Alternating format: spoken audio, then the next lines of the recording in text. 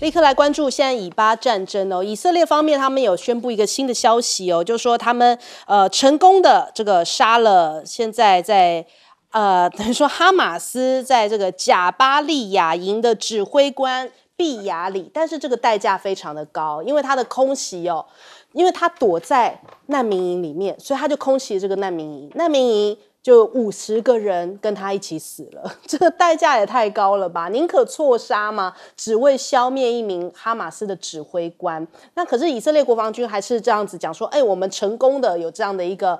杀掉指挥官的一个行动。那加萨的卫生部还补充哦，就说其实不只是50人丧生了，50多人丧生，还有150人也受伤。所以现在加萨的死伤的数据不断在往上修，现在已经8500死了，这个数据非常的可观，而其中呢有将近6000人是妇女或者是孩子们哦，这真的是让人觉得很心痛嘛。那可是你看以色列感觉没有要收手哦，他就说一切是不是都发生在暗中？这个是纽时的标题哦。纽时最近对于以色列的批评力道也是蛮强的，他讲到说，其实以色列的地面部队哦，从10月27号就开始大规模进驻加萨，但是呢，因为配合断网加萨全面封锁消息，所以没有人看到这场行动，也没有人报道，所以大家不知道原来以色列在10月27号就已经开始地面作战了。但是他是后来之后，纳坦雅胡才宣布正式战事进入到第2阶段。那他说这是为的要推迟外界批评的时间，就是他先行动了，才告诉你他行动了，那就晚一点才有这样子的一个舆论压力哦。所以是不是也都在以色列的掌控当中呢？另外呢，他为了要争取就是国际上面的支持，他现在还猛下广告，可是竟然被人家发现到说，连小朋友现在在玩的愤怒鸟的游戏里面，竟然也被下了广告，还因此让一个英国的男童哦吓哭了。我们来看看画面。好，画面上我们可以看到，这是愤怒鸟里面的游戏哦。它有时候你要赚取它的一些，比方宝石啊或什么的，你可以点选广告。结果他就点选了广告，这次跳出来是以色列下的广告哦。他就把一些战争里面的一些爆炸、蒙面枪手的画面啊，全部都放出来。可是这是小朋友在玩，比较多小朋友在玩的一款游戏。你看那个小朋友就是看到之后啊，当场吓哭。然后后来就有人真的复刻了这样子的一个，就是说去验证是不是真的有这样的广告，然后拍下了这段影片。的确看到了以色列下的广告，就是这样子很真实、血淋淋的战争画面。那以色列外交部后来也承认，他们说我们希望全世界了解以色列发生的情形，所以他们去到了知名的游戏手游当中来下这一段广告。那我们看有一些盟友也开始对以色列提出了这个反以的第一枪哦，玻利维亚就怒控以色列屠杀种族、危害人类罪哦，所以他们说已经决定要跟以色列断绝外交关系，也创下了全球的首例，跟以色列因为这个以巴战争而断交的第一例。那再来我们看一下，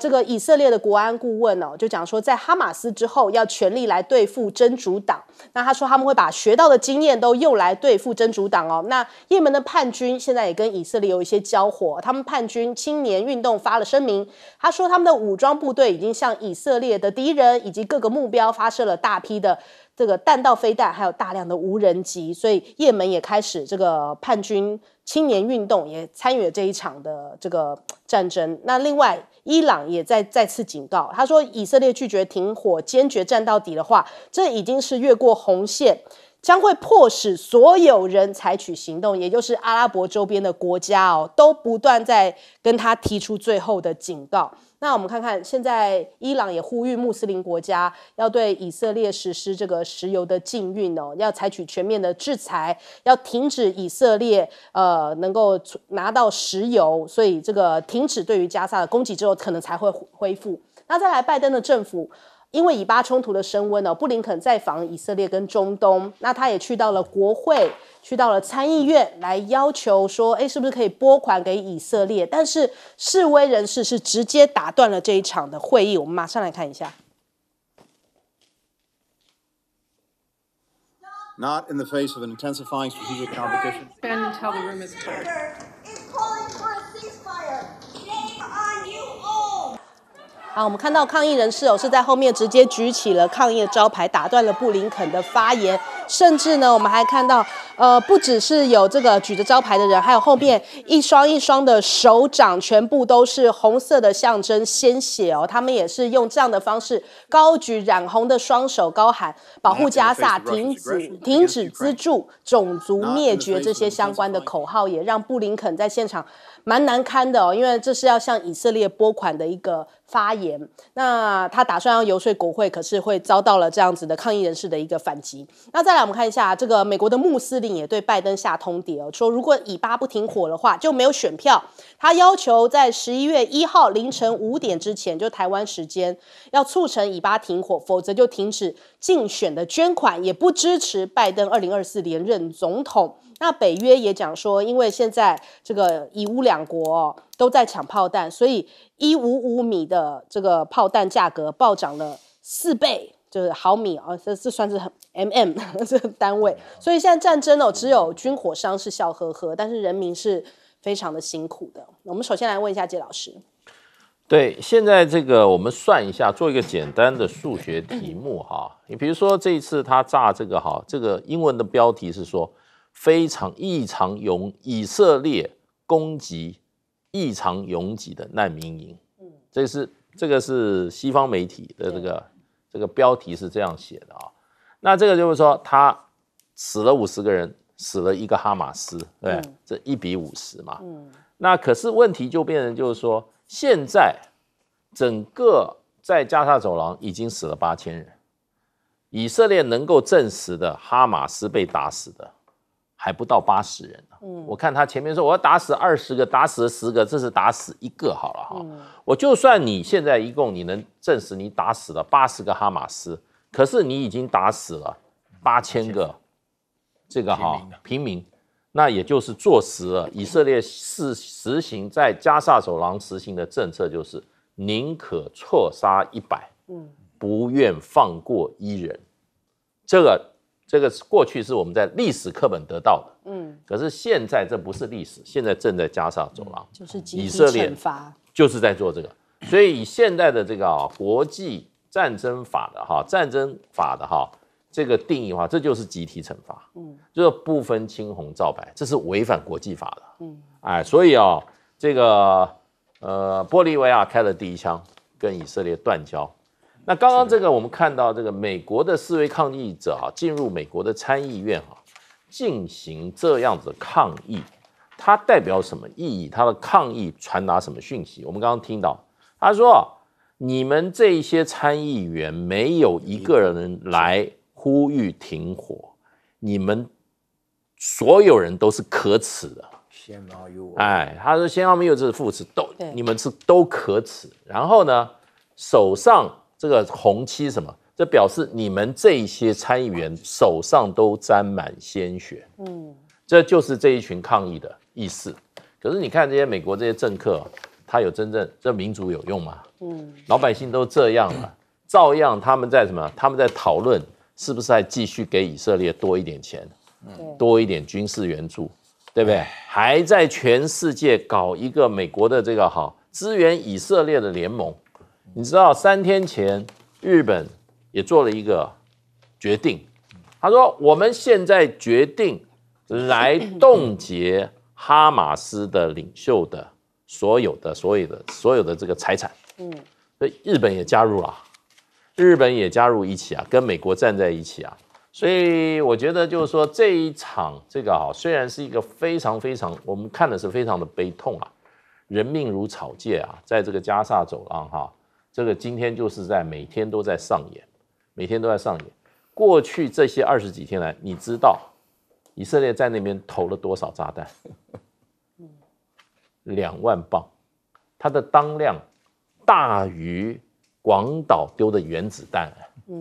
对，加沙有多大？整个加起来一个半台北市大，就是这样。这不是对人类的大屠杀，这是什么？对。岳老师，我接着讲这个事情可以说是我们见证了战争的可怕与残酷但是任何事情牵涉到以色列就一定会牵涉到美国的乖乖的无条件的支援了。所以始作俑者虽然是以色列做法非常狠毒啊，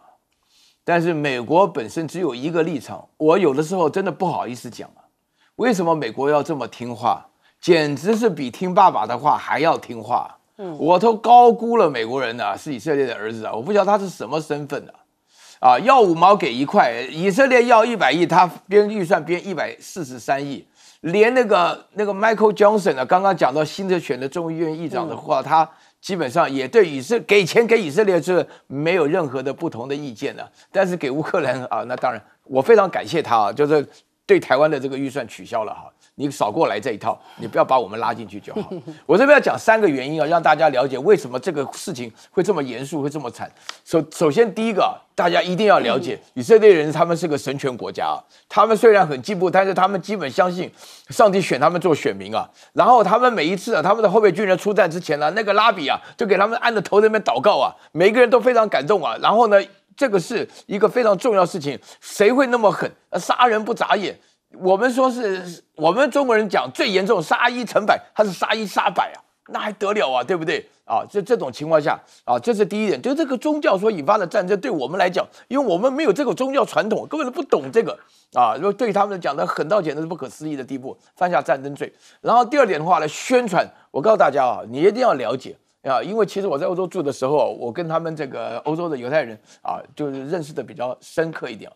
他们有一个特色，就是做任何宣传的时候，要做任何事情的都要非常高调啊。这个高调的宣传的话呢，我可以告诉大家一个例子，高调到什么程度？那个哈佛大学的学生啊，什么反对以色列什么的，支持巴勒斯坦啊，然后他们马上的话呢，就说叫学校把名单拿出来，拿出来了后呢，华尔街永不录用。结果学校当然不可能拿名单给你啊，他们之间就开了个车子，把人的照片、个人的隐私全部在校园内转来转去，这些学生都吓死了。那在美国读大学，你不能进华尔街，你等于是基本上宣判了你的职业终止啊，那还得了？然后第3个部分的话呢，就是有关于这个真主党的事情啊，请大家稍微注意啊，这个哈马斯是控制了加沙走廊，但是它不是一个正式的政权。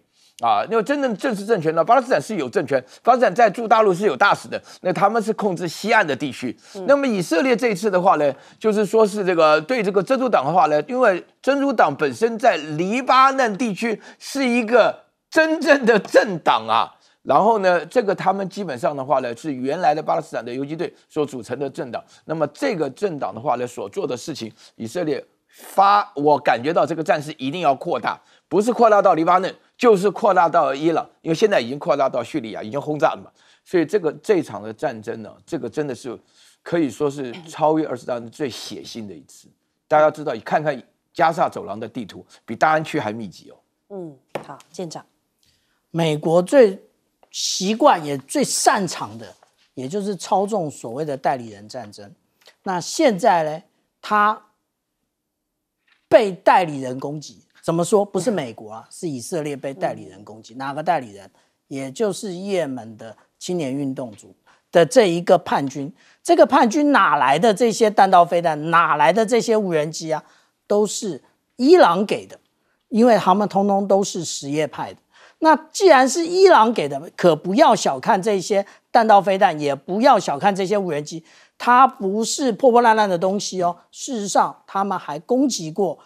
沙烏地阿拉伯的利雅得机场，而且还是攻击成功过哦。所以我们这样子讲哦，那现在很好，也就是你美国都用代理人，现在这一些穆斯林他们也用代理人，你真的能够进入也门来打这个青年运动的这一个组织吗？你可以吗？你如果进去了，那你怎么样交代你对于也门这个国家的主权呢？当然，我们看到现在啊，其实也就是刚刚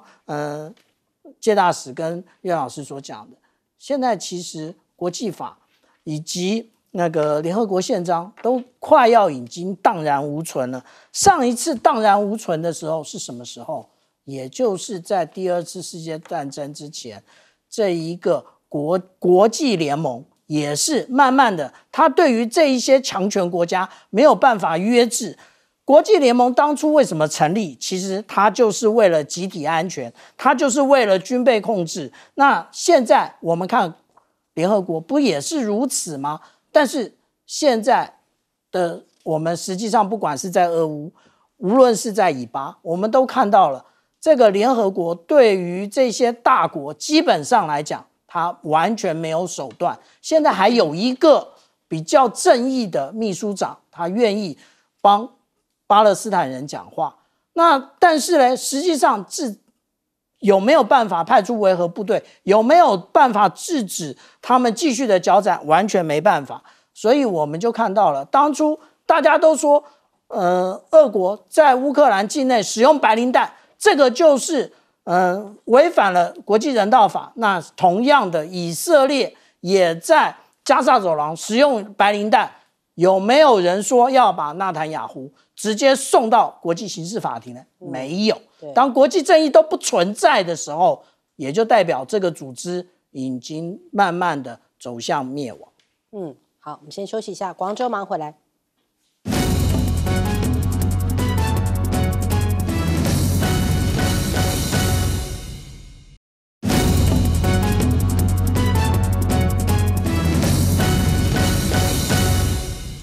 欢迎回来，我们来看一下这个白宫抢先宣布了会有这个习拜会白宫讲说，拜登会在下个月跟习近平碰面。那这个中国大陆何时宣布呢？美方表示尊重这是上皮耶他讲的。他说，拜登希望能够见到习主席，但是目前不能透露更多细节。11月的 APEC 峰会将会是一场具有建设性的会议，那拜登也很期待。那现在目前看起来，中国大陆的外交部还有驻美使馆都没有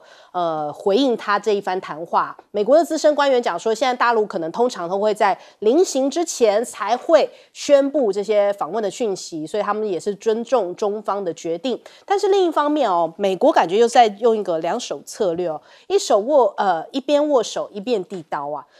他一刀切，导致了这个辉达特别为大陆生产的晶片50亿美元的订单飞了。那这个因为提前生效的关系辉达可能不得不放弃这样子高达50亿美元来自大陆客户的明年订单。那除了辉达之外呢，也包含了像是 Intel、AMD 的高阶 AI 晶片。美国政府的围堵可能会使得中国大陆的一些公司失去这些 AI 资源，就是现在目前他签署这个 AI 晶片的一个新规定所以导致又开始一边这样子，好像边打边谈，然后制造一些谈判的契机那我们来看看中国大陆这边，也这个港府他们有一个新的声明，就说已经收到了东道主的邀请，李家超这个邀请他去参加 APEC 会议，但是因为李家超有这个安排一些行程所以将由陈茂波来代替出席。那中国大陆也跟美国的飞虎队的老兵致敬也释放出这个中美关系和缓的一些讯号。这个谢峰呢，他也在 X 上面分享了跟飞虎队2名老兵访中的相关的一些合照。那这个中方高调接待了飞虎队的成员，还见到了这个中国大陆的国家副主席韩正韩正就讲说，习近平不久之前还曾亲自回信给飞虎队的老兵，还说不会忘记老朋友。那另一方面也看到中国大陆现在整经备战吗？这个大陆的中央金融工作会议里面，习近平有提到说将要写好科技金融5篇文章。那其实呢，他提到的就是包含绿色金融、普惠金融、养老金融，还有科技金融、数位金融这5篇这个主要的一个主力他说将会变成一个核心竞争力的主要组成部分，所以未来将是会重点放在这个金融上面的一个整经备战。那还有我们看看中国大陆的中央金融工作会议的闭幕也要求说接下来要加快建设这个金融强国。他说金融呢为什么那么重要，就是因为他们是国民经济的血脉，也是国家核心竞争力的主要的组成部分。那会加快建设金融强国。还有对于这个中国大陆的房地产，之前因为有恒大事件嘛，那在对于恒大创办人许家印进行调查之后呢，大陆政府现在也要将这个调查的范围扩大到包含还有这种开发商提供融资的，或者是一些银行业的人士以及金融机构都要来后续追责。那现在中美呢，对于这个国际上面来说，好像虽然是出现了一些和缓的讯号，但是国际上面的评论是讲说和缓可能是单元剧对抗才是连续剧。对于中国来说，双方的关系改善呢，并非是主要的目标。只要目前能够稍微和缓，能够控管冲突就已经足够。那对于美国来说呢，能够在投票前展现拜登既能够有效治中，又有能力来稳定对中的关系，就能在大选中得分。那11月的 APEC 的会晤呢，现在外界来看感觉上面中美领导人会在一连串高强度抗衡之后，能否在关系上维持趋缓，将会是一个重头戏但是具体能达成什么样的目标，现在目前看起来还不好说那首先我们来请教一下介老师。对，现在这一次美国又再次祭出所谓的出口禁令这个产品不能够卖到中国大陆去那么第一个受伤最重的就是辉达，对，就是黄仁勋的辉达。那整个的损失现初步估算是50亿美金嘛。一个公司能够遭受到这么大的打击嘛？对，所以它的股价就立刻大跌，已经跌了好几天了。从消息传出来就在跌，那所以就变成就是说，我今天听了一个讲法，我觉得那个才是更接近事实，就是说，其实美国宣布停止提供，另外一面就是美国退出中国大陆市场，也就是强迫美国的厂商。这个部门里面，他退出中国市场。那知道你这个政治不断要你这些有竞争力的产业退出一个这个是最有消费能力的一个市场，对谁有利，对谁不利，这是非常清楚的嘛。对，所以在这前2天，我看了美国有好多个这个媒体都在报道说，第一个，这一次美国是把辉达打得重伤。可能的受惠者是谁？又是华为，因为华为有一款晶片跟现在进的这个辉达的晶片是类似的功能。对，当然性价比还没有那么高，可是问题过去也竞争不过辉达。那现在辉达退出市场，华为的这一款晶片就正好填补市场需要。所以这个就变成就是说，这是美国短视尽力，然后以自己厂商的利益来达成不晓得是什么政治的目的。你看他这个把华为这个制裁华为其实就是东西不卖给华为，美国厂商赚不到钱。华为经过1566天，就是说浴火凤凰重生以后，Mate Pro 60 Pro 已经造成这一次苹果15销售量掉了6%。对，这还是今年，这个目前为止，可能到明年在所谓的苹果16之前，这一只手机可能会销售会非常的惨。对，所以就变成就是说，美国现在这个做法，事实上的话，基本上越来越越来越损人不利己，而损人的地方越来越少，然后呢，不利己的越来越大。它其实你说损人有没有损呢？其实正好我看最近很多产业在那边。正好中国大陆建立一个全产业链，在所谓的高端的这些手机跟这些所谓的这个人工智能的这一些产品里面建立一个全中国产业链。过去华为也是讲，人家就问过任正非说你干嘛都买？任正非说本来就是这样他做得好又便宜，就让他去做嘛，我们就花钱买，大家都有利益。那你现在先要把这个产业链切断。对，中国大陆问题就是说，连天宫、太空站都可以做出来，2弹1星也是在美国的这个强烈的这种所谓的杯葛抵制断供的情况下也造出来了。那造一个这个所谓的这个电子产业链或者这个人工智能产业，你觉得会成功吗？那可是问题，这个过程中，美国我们讲辉达50亿的市场没有了，50亿美金的市场，美国再这样做下去，就是不但损不到人，绝对是损自己。所以这个是一个这个就你会发觉一个民主政治，然后呢有这么多专业的，它这个体制出了问题，老是做这些蠢事。所以你说美国的制度好吗？美国的这些政治人才有智慧吗？通通出了问题，所以不要盲目相信美国那一套。好，来问岳老师。是的，就是美国的问题发生在他们本身的制度让拜登不能不做这个矛盾的事情。拜登一方面呢要竞选连任，又要对国内的选民交代，这个对中国的话呢要强硬，就是美国不管是众议院还是这个参议院的议员都在强调 I'm very very strong to China， 就是说他们基本上对中国非常强硬的这个讲法是讲给国内听的，然后在国外整个国际上，我必须坦白讲啊，就是大陆的国运真的不错，因为你世界上都在发生很多战乱，就是中国本身的话呢，这个参加的这种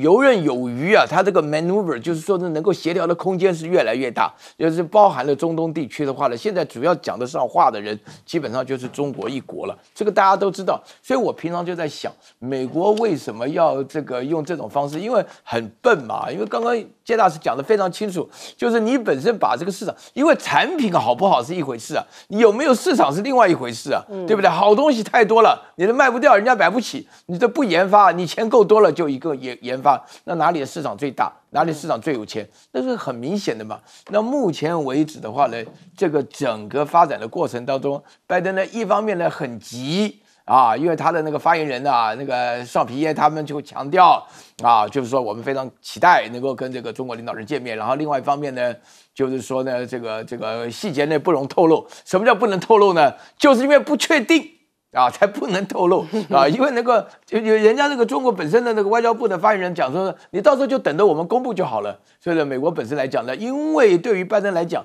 他是觉得说你又能够至中，又能够跟中国维持一定的关系，能够解决国际上的问题。因为今天 BBC 也写得非常清楚，就是说目前为止的话呢，这个巴以之间的冲突，整个要停火的协议是要透过中国来做这种啊，因为你要做这种停火的协议，你要有一个信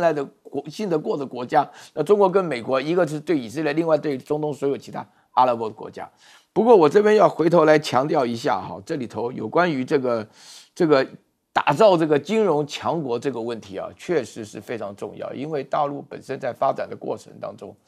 所有的那种恒大所产生的那种房地产的问题，对大家来讲的话呢，没有什么特别的好消息。主要原因就是因为整个改革开放的过程中牺牲这么多哈，然后现在的混到欠下2.45万亿人民币，你知道这是什么概念吗？就是你每天中乐透500万美金啊，就是中了500万人民币的话呢，2000万台币，你连续每天中16年，就是这个价钱，不得了啊！我今天上课还举了这个例子，所以说这主要就是说明。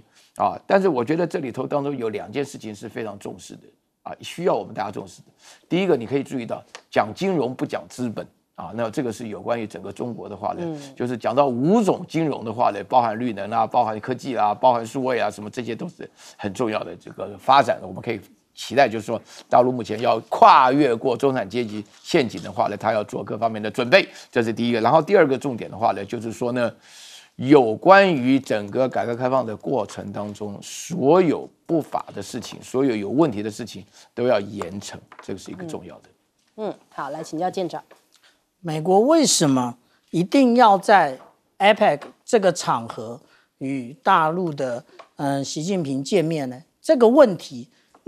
是真的想要停止科技战吗？是真的要不想再做抵近侦察了吗？都不是。他们会继续做下去，最主要的原因是拜登要选举了，他希望中国能够在那个国际的场域上面帮助他斡旋有关于俄乌之间，有关于以巴之间，这个才是美国真正的目的。那也就是说，我们来看我们在讲谈判的时候会看到这一张图，那这个图到底谈的是什么？也就是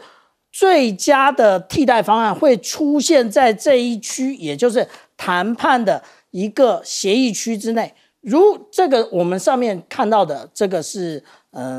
卖方，下面的是买方。买方都希望在最低价成交，卖方都希望在最高价成交，但是事实上不可能。那要怎么样完成呢？也就会出现这一个 ZOPA 的一个这个我们刚刚讲到说谈判协议区的出现。这个协议区就是大家各退一步，你以卖家来讲，你不要这么高的价格，你维持在一个买方也可以接受的价格之中，而也不会让买方离开的这一个，我们就称它叫做谈那个最佳的替代方案。我们为什么讲这个？李家超不出席，他讲说他有各种的要功，那个都是假的。真正的也就是港府派出了财政司司长来出席，也就是这一次最佳的一个解决方案。如果说港府没有办法参加，没有办法派人参加，那也就代表了那个可能习主席也不会参加。那同样的，我们也可以看到下面的这张图。前面的这一个呢是6月19号在大陆的人民大会堂，我们可以看到的，这也就是习主席他接见了布林肯。那这张照片呢，也就是最近10月27号在美。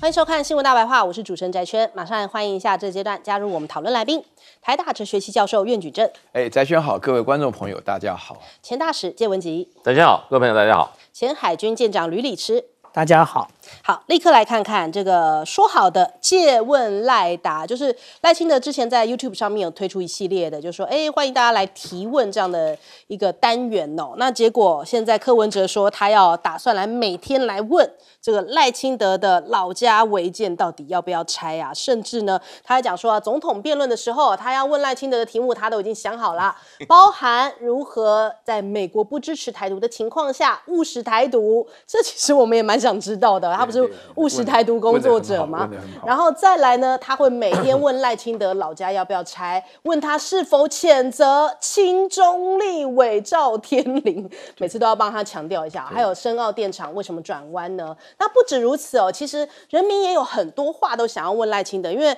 赖清德常常就是跟学生提个问，他也是被讲说得过且过嘛，都没有正面回答，所以大家开始列出很想问赖清德的话，比方说呢，两岸开战，义无义、志愿役，谁前线谁守备啊？那开战之后，义无义可不可以不要去啊？还有美国人的阿公赖清德，然后你这个儿子什么时候回来，日期说清楚啊？还有你怎么评论郑文灿的私领域呢？因为之前的一段影片嘛，赖清德也还没有说过什么相关的回应哦，所以我们来看看，另一位这个陈建仁，人家讲说，最近陈建仁大人哥是不是吃了诚实豆沙包？怎么频频在吐槽这个赖清德哦？不小心讲的话就跟赖清德有点好像就是意见不同哦。比方说他讲，对中贸易占比短期无法取代哦，希望经济上面能够继续往来。他说短时间是没有办法取代的啊，不过对于东南亚市场贸易趋势是上升的，但是重点在这里哦，希望和中国之间的经济能够继续往来哦。这跟赖清德这个台独的思想好像有点违背哦。再来，他还提到了核电是绿电哦。但考虑要废核啊，王美花听了，不行哦，赶快踩刹车，说，台湾现阶段呢不应该把核电当绿电啦，这个核电厂2025除役啊，时程仍然在进行当中哦，所以是不是这个陈建仁不断的在抛出实话，让大家都捏一把冷汗，还要赶快帮他圆哦，连行政院都跳出来否认说核电是绿电这件事哦，他是行政院长行政院这么不给面子啊。再来我们看一下。两岸开战的时候，义务役是不是躲不了战火？大人哥又讲实话了，他就说没有前线后备之分呐，他的话中是不是才是真正的事实哦？那对比真的要选的人，他可能都是包装过的一些话语哦。那再来我们看一下，现在目前两岸的这个紧张的态势哦，中研院的院士讲说，台湾恐怕会遭到斩首，而且一级瘫痪。他说，解放军会用极大化战争的爆裂程度一旦大批登陆的话，因为台湾比较小，没有足够的纵深这是台湾比较大的问题，就会一击就瘫痪了，就是没有办法拖太久，这个战争可能会很快速的结束。那这是他的一个推估。那现在的确看起来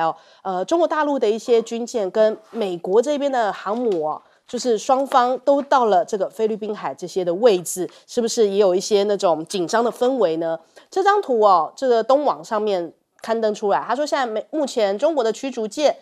南昌号还有综合补给舰他们从这边往日本的方向，还有呢这个侦察舰金星号啊，驱逐舰唐山号是穿越宫古海峡，另外呢山东号的航母编队呢，还有空中的编排海空联训呢，则是在这个台湾的这个东南方的海域接近菲律宾这一边。那美国的雷根号航母啊，则是打击群，现在目前在马尼拉，还有卡尔文森号现在也在日本东方的这个海面上面，所以这个等于说中美双方的航母都在这个印太这个区域里面都有一些行动。那另外一个今天大家看到震惊的消息就是，前一阵子不是讲说，我们要跟以色列啊、乌克兰啊、台湾这3个要绑在一起，美国要军援嘛，结果现在乌克兰跟台湾被排除啦，怎么回事哦？因为这个共和党的这个议员强森他提案说要排除对于乌克兰跟台湾的军援，他说我们没有办法同时支应3地开战啊，所以就把台湾也给排除，乌克兰也排除了。乌克兰现在还抱有一丝希望说，相信这个美国不会放弃我们的。那民主党就痛批了，就说怎么可以这个弃台湾与乌克兰不顾呢？那这个不知道算是好事还是坏事啊？我们没有被排进去，感觉上面好像我们离战争远一点，但是我们真的好像也有一种就是美国原来只是说说而已的感受哦。那再来看看现在第一岛链箭在弦上，南海也好，日俄也好，都有一些军事上面的一些交锋哦。比方说中国大陆跟菲律宾啊，现在在黄岩岛这边，经由这个解放军南部战区的说法，他是说菲律宾的舷号39号的护卫舰30号没有经过中国政府的批准，非法闯入了中国黄岩岛邻近海域，所以解放军会出动海空兵力来跟踪监视哦，就是黄岩岛在这个地方，所以中菲在南海的摩擦加剧哦。现在日本也跳出来要参与了吗？安田文雄啊，在11月3号会在菲律宾跟小马可仕举行会谈，那他们未来呢可能会动用到这个友军支援框架，就是向菲律宾来提供一下海岸监视的雷达，来提升菲律宾的一些战斗的或者是军事上面的能力哦。那日本的航空自卫队也研拟在澳洲这边进行海外部署，会采取定期轮调的方式，把他们的这些自卫队的战斗机派遣到澳洲的空军基地来进行这个轮调式的海外部署。那日俄呢，其实也在这个领空这个问题上面有出现一些好像摩擦哦。日本的防卫队讲到说，俄罗斯有一架直升机在这个31号的中午12点，30号或31号的中午12点44分哦，到了北海道根室半岛外海的日本领空，这是日方的一个讲法。那其实呢，10月17号，俄罗斯的战略轰炸机也在日本海上空飞行超过7个小时，所以你看看。俄罗斯的副总理还直接到了这个4岛北方4岛这边，他们这个跟日本有主权争议的泽捉岛，那日本就说，你怎么可以到这样子有领土主权争议的地方呢？所以现在双方的摩擦越演越烈，所以你可以看出来，这个光是这个第一岛链，日本、菲律宾、台湾、中国、美国，现在看起来真的这个军事上面一触即发嘛。我们来问一下介老师。其实这个现在美国这个新的众议院议长啊，他是一个极端保守主义者。他在他自己的网站上啊，他标出了，他登出来，他认为保守主义有7个最主要的核心价值。第一个，我就要讲相关的2个好了。第一个，保守主义7个核心价值之一是什么？用实力换取和平 ，peace through strength， 力量换取和平。可是他这里面，他在讲这个里面啊，他有一段非常非常重要。他说美国不是世界警察，我们不是一个警察力量，我们的防卫只要把我们美国本土顾好就可以了。还有我们的盟邦。就是盟邦，他说盟邦的利益跟我们的安全也有关，所以我们也要适度的照顾。可是美国的国防要把美国的本土顾好就好，不要做世界警察。对，这是第一个，它的核心价值7个之一。7个之2呢，他讲说这个预算的责任。他说美国现在已经国债超过33.5兆。他说必须把各种的浪费、各种的偷渡的这种花人民血汗钱的这些预算通通给它砍掉。而且要实行永久性的实行什么减税，不能够再征税了。这就是它核心价值啊。所以你看他这一次拜登编了1000多亿所谓的额外预算要国会同意，里面又是给这个乌克兰，又是给以色列，又是搞台湾，他没有指明，可是大概也有30亿左右相关的啊。然后不是只给台湾的啊，就是可能台湾有一点钱编在下面，然后呢还有一些杂七杂八夹在这里，这种预算你想经过它会通过吗？对，它是一个非常有理念的，它是一个所谓的极端保守主义，极端保守主义就是他那个立场，所以啊，你想要美国花他的自己的这些军人的命去替别人流血，这些人都不会同意的。哎，他的美国人的血只留在美国的本土的，不会在外面流血的，这是第一个。第二个，美国不会乱花钱，他现在觉得你已经欠了33.5兆了美金，有史以来最多的，差不多最多的，你还想花钱啊？他现在在看守荷包，要把这个严重的国债、政府债务的把它解决。所以啊，这个就是未来美国的大概美国国会的，尤其众议院重要政策。人家说，哎呀，我们从来不知道这个人无名小卒。我告诉你，未来你就会看他是非常会坚持立场的。那还有一个呢，他做这个议长背后最大的老板谁？川普。川普就是川普的代表人，两个思想完全一致。现在美国总统目前在各个地方领先的是川普，不是拜登，大家要注意。好，来问一下舰长。我们的行政院长说，无前线与后备之分，他有没有说对？他说对了。为什么？因为台湾的众生不足，这个也就是中研院的那个吴玉山老师他所讲到的，台湾众生不足。而且这个众生不足呢，事实上来讲，在2023年，也就今年的国防报告书里面，也确实提到了这一件事。所以，也就是只要一开战，就没有前方后方的分别了，也没有什么后备或者是那个现役的问题了。我必须要再提一次啊，这个是10月25号的时候，我就在这个节目坐在这个位置上面提到了，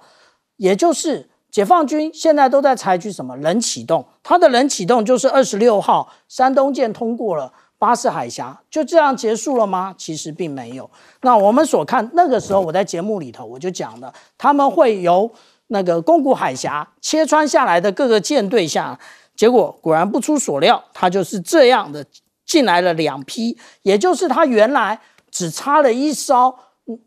055的万吨驱逐舰，他就补满了一个航空母舰打击群的一个标准，他补足了。为什么？因为南昌舰从北部战区下来了。意思是什么？意思是山东号它是南部战区的，南昌号它是北部战区的，现在南部战区跟北部战区的一起训了。那个时候小舰长10月25号还讲了一件事，讲了什么？空中的兵力就要出动了，结果马上就出动。这个出动也就是小舰长一直在讲的所谓的系统化。我们可以看到它的各式的无人机都出现了，也就是他用无人机来对抗我们的有人战机啊，来对抗我们的地面上的部队啊。我们台湾真的准备好了吗？而且美军的看法是什么？美军事实上他的海军战争学院出了2份报告，这一份报告讲的是什么？讲的是他们在研发095跟096的一个核动力潜舰。那这个讲的是什么？讲的是第1级的时候之后呢，它会进行什么？它会进行封锁。可是封锁不是只封锁不作战，不是这样的哦。反介入区域拒止是不让别的国家的军舰进来，但是没有说不继续在台湾上面作战。当然有大陆的网友会说，那个095、096不是针对你台湾的，你不用伤这个心。错了，为什么？因为它就是反介入，反谁的介入？让美军的那个核动力潜舰进不来。我们最近在讲的，也就是上个月。我们的国防部长讲说，他们的那个滚装船，小舰长在这边秀一张给大家看，他们的滚装船就在这里，跟半潜船结合，然后搭乘这样的一个跟那个福箱结合之后就怎么样？它就直接的可以登陆了，就是我们这边所看到的半潜船，然后它的那个滚装船直接结合了就可以登陆了，也就是解放军准备的差不多了，我们还在那 AAV 拐在试每一个滩头，不用试了。为什么？因为他们已经不是以往的两栖作战形态。好，来问岳老师。好，我在这边呢，要必须的对赖清德说几句比较认真的话了，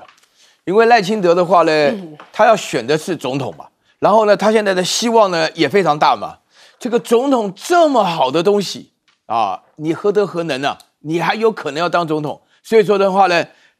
老宅啊，只要是不合法律规定的，该拆大大方方的讲，马上一切按依法行事。讲实话也是个气魄，否则的话呢，扭扭捏捏的，对不对？小气的不得了啊，舍不得拆违章建筑，舍不得拆。然后另外的话呢，自己讲话以后要注意一下，怎么可能有义务役的跟志愿役的？什么义务役的就不用上前线，他剩下志愿役全上前线。你知道现在招兵有多困难呢？你知道有多少人提前退伍啊？你根本就不了解一般老百姓的需求，一般年轻人的需求。你现在讲这种话，你还大摇大摆的跑到大学里面去演讲，所有的学生都在问这个问题。那就是女生也要替男朋友问这个问题，所以你自己丢脸嘛？你这根本讲不清楚，怎么分义务役跟志愿役？你只要士兵就要上战场，尤其是现在你看看人家以色列的情况，对不对？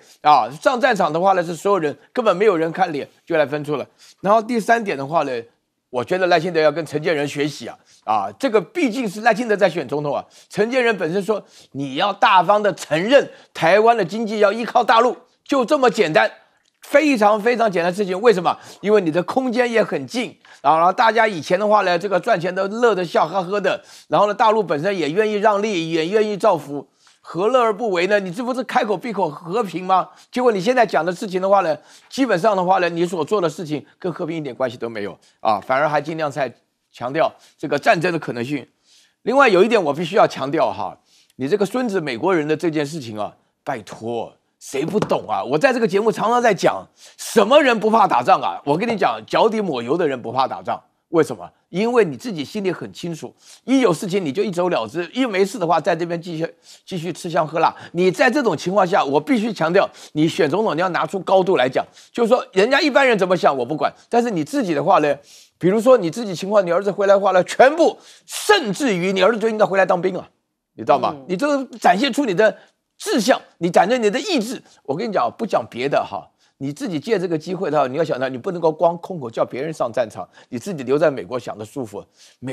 留在美国其实不难，关键是你在台湾要选总统，你必须把这个情况分得清楚。另外的话呢，我觉得有一点非常重要，就是说民进党中有些干部才干过人但是呢，他们也才干过人所以在这种情况下，你要严厉的谴责，因为民进党本身来讲的话，给我们的形象不是民主进步而已也是道德进步，也是操守进步，也是对于大家来讲的话呢，内心世界当中会有一种期待，希望能够落实我们的期待。这个岳老师讲的是赵天麟不知道赖清德听懂没有？我们先休息一下。对。广告之后马上回来。